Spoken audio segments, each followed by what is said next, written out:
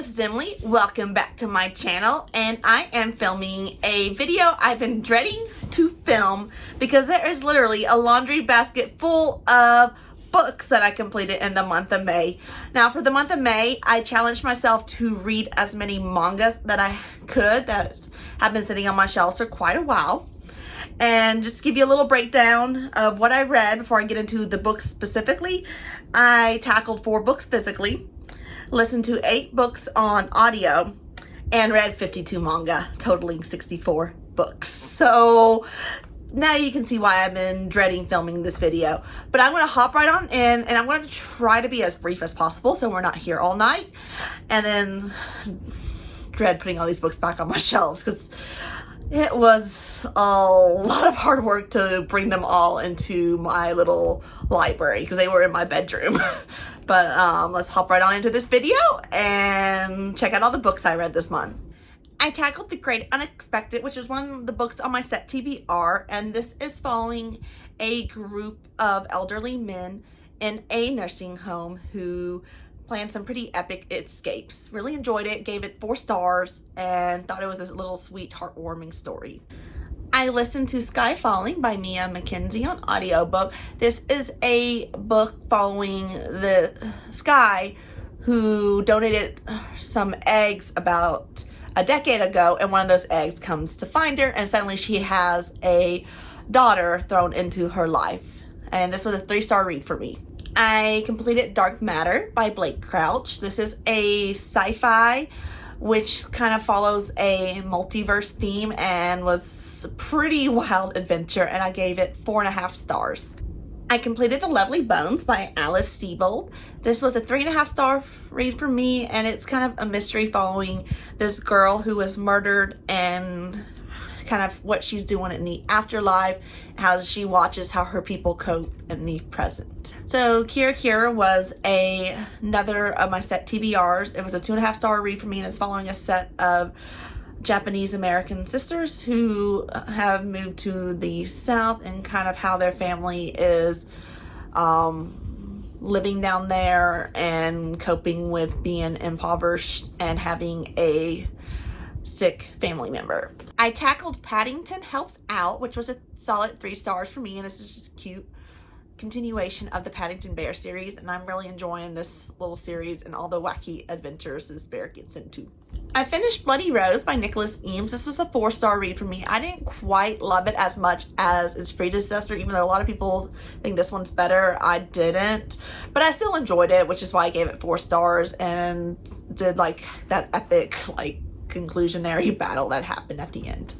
I read Ice Planet Barbarians by Ruby Dixon. This is a book that is definitely for an adult. It doesn't have much plot, and it has a lot of smut, but this was a 3.5-star read for me, and I was intrigued, but given that it had not much of a plot, that's why it wasn't rated as high. I tackled The Black Tides of Heaven by Neon Yang. This was a 3-star read for me, and I felt that it could have had a bit more depth to the writing versus what it was. It's just the story itself is really short and felt really rushed, and I would have loved to have seen more details fleshed out about the magic system in this world. The Long Way to a Small Angry Planet by Becky Chambers was a solid 5-star read for me. I really loved the diversity in this series between the different species and the journey and characters themselves, so highly recommend. I finally jumped on the hype train and read The 7 Husbands of Evelyn Hugo by Taylor Jenkins Reid. Unfortunately, I think this is one of her weaker works, and I only gave this 3.5 stars. And have enjoyed her later published works more than this one. I tackled Gallant by V.E. Schwab. This was a 4-star read for me, and I really liked that we had a mute main character, which provided a lot of diversity. However, I docked a star because a lot of this premise has felt similar to a lot of her other works, so I was kind of bored at times. Now that I've got the regular books out of the way, I'm going to hop on into the manga portion of this video. If you don't care for mangas, you can stop watching now or skip to the end. I'll put a timestamp somewhere. But I guess the first manga I want to talk about if I can put it the right direction, is Vagabond Volume 7. This was a solid 5-star read for me, and I'm really enjoying the continuation of the series, and I love how stellar this artwork is. If you can like just see some random pages, but great read. We tackled the first omnibus bind-up of Nausicaa of the Valley of the Wind. This was 3 stars for me. I enjoyed the movie when I saw it. However, the art panels in here, a lot of it was really like extremely detailed and like kind of hard to read because it was so detailed, which I like that it was detailed, but just the paneling and stuff was kind of hard to read in some spots. So it made it kind of hard to follow the story, which is why I only got 3 stars. I read the first 2 volumes of Cells at Work. Both were 5-star reads for me, and I really enjoy it because I could geek out. I was a science major in university, so I already know about like the body system and all that. So seeing these cells like kind of personified was really cool and entertaining. And I love how they got a lot of these details right in this manga series, and it's very informative. And I would recommend, if you're a fellow biology student or former biology student, you'd probably enjoy this series. I tackled all 4 volumes of The Vampire and His Pleasant Companions, following this vampire that wasn't turned properly and how he somehow ends up in Japan and kind of gets rescued by a embalmer. It's a really cute series, and there's a lot of like mysteries on the side, but loved it so far and pretty much rated them all 4.5 to 5 stars. I read Horimiya Volume 1 and 2. These were both 4-star reads for me. Really cute, like slice of life school type setting where we're following this girl who's kind of all like put together in school, and then on the side she kind of is very down to earth and kind of taking care of her little brother, and then the guy is kind of like seen as the loner type geek at school, but when he's out of school he's like hard work punk covered in tattoos and piercings. So kind of an interesting story, and I thought it was really cute little manga to start reading. I caught up on my manga Seraph of the End with volumes 20 through 23, which are currently released in English. And this is kind of set in a dystopian type world where this big like virus hit, killing pretty much all the adults, and then vampires have kind of taken over, and the remaining like teens and kids have kind of grown up in this dystopian world trying to like fend for themselves and keep the vampires at bay. But it's a really interesting series, and a lot of stuff has kind of come to light in these latest volumes, kind of tying the whole story together. So I have a feeling this story might be reaching its conclusion soon. So I tackled His Favorite Volume 12. This is a manga series I've been reading for quite a while. However, I only gave it like 3.5 stars because I just felt like it didn't quite live up to its predecessors, but I think because it's been so long between volumes, I've kind of lost interest in the story. And there wasn't much plot in this one. I read Black Butlers Volume 25 through 29, and we're kind of finishing up one arc and starting into a new arc in these volumes, and a lot of stuff's gone down in these past couple volumes, and some big reveals have been made, kind of tying back to the original start of the story. So I am looking forward to see what other twists and turns the author pulls out to see how this story is going to continue to progress. I tackled the 13th volume of Gintama, another wacky read and 5 stars for me, and I really do love this series. I completed volumes 19 and 20 of My Hero Academia. I've pretty much watched all the manga and caught up to that, and this one is corresponding to the school festival arc, so we're kind of in the heart of that, and it's kind of coming to close. But really good series, and I do plan to continue reading on with it.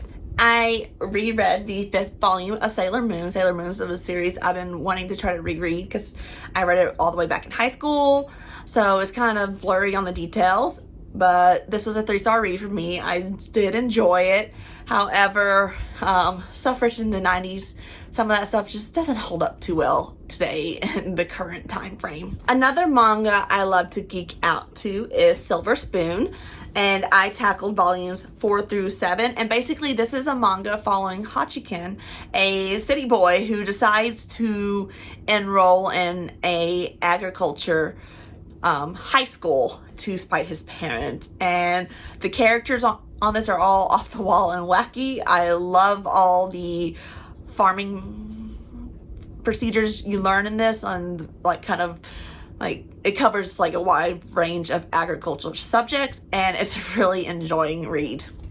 Another series I started was A Terrified Teacher at Ghoul School. I read the first 3 volumes, and basically this is following a human teacher who gets assigned to teach at a yokai school just because he has this mysterious power that can kind of dismantle yokais from using their own power. And it's really wacky, funny adventure, and I'm enjoying this story so far. I tackled the latest volume of Carnival, volume 13, which has just been released. I love the continuation on with the series, and patiently waiting for the next volume to come out because there are so many cliffhangers and stuff going on in here that I want to know the answers to. Haikyuu is another manga series where I've watched the anime first, and now I want to like read the mangas to see how they compare.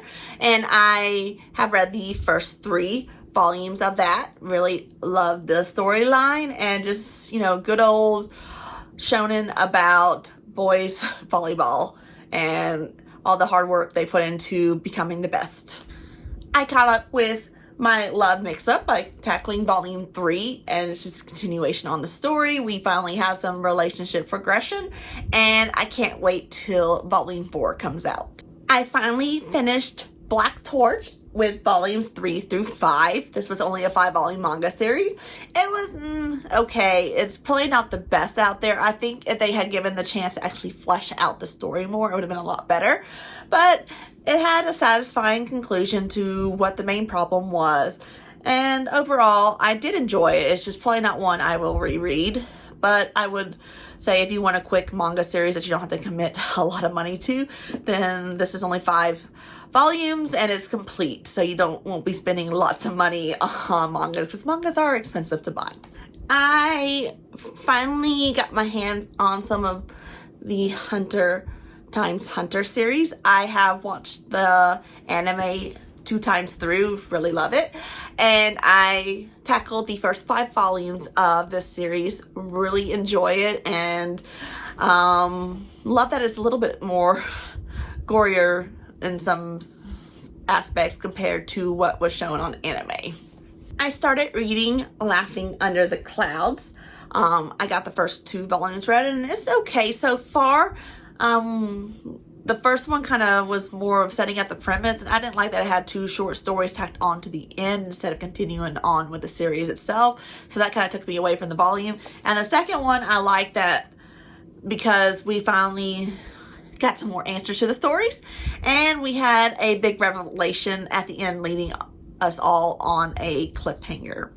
Last but not least, I read all 6 volumes of Blue Period that are currently published. I believe there are some more volumes set to be released throughout this year and next. This was pretty much a solid 5 stars throughout the whole read, and basically we're following this high schooler who happens to come across a painting in his art room one day and absolutely falls in love with the form of art and wants to pursue that. So now we're kind of following him as he works through high school up into the examination process to try to get into art school, and all the pains and suffering he endures, as well as all the accomplishments he makes during this process. And basically the 6th volume kind of ends on the exam like arc, so it's through, and after that we're going to move on to the next chapter in his life as he pursues the arts. But really love this. The art is absolutely stunning throughout this whole series, and I highly recommend checking this one out. And I believe they do have an anime adaptation out too. I think I saw it on Netflix, if I'm remembering correctly. So if you don't like reading, you might want to check out the TV adaptation instead. Well, that is all for today's video. Hopefully I did not keep you too long with going over all these books. I think this is the most successful reading month I've had in a while, and I was able to tackle a lot off of my manga TBR that I kind of been putting aside to focus more on novels. Now that June's rolling around, I am obviously going to be focusing more on my novels and just kind of sporadically throwing a manga in here or there. And also I will be competing in a readathon this month, so a lot of my books will be based on that readathon's themes.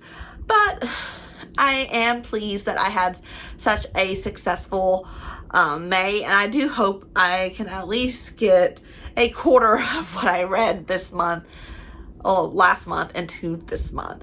But that's all for today. I'd like to thank you for checking out my video if you made it this far. And also feel free to click the like and subscribe button down below if you enjoyed this video. And also leave a comment on how your May reading month went. I'm kind of curious to see if you tackled all your goals or not.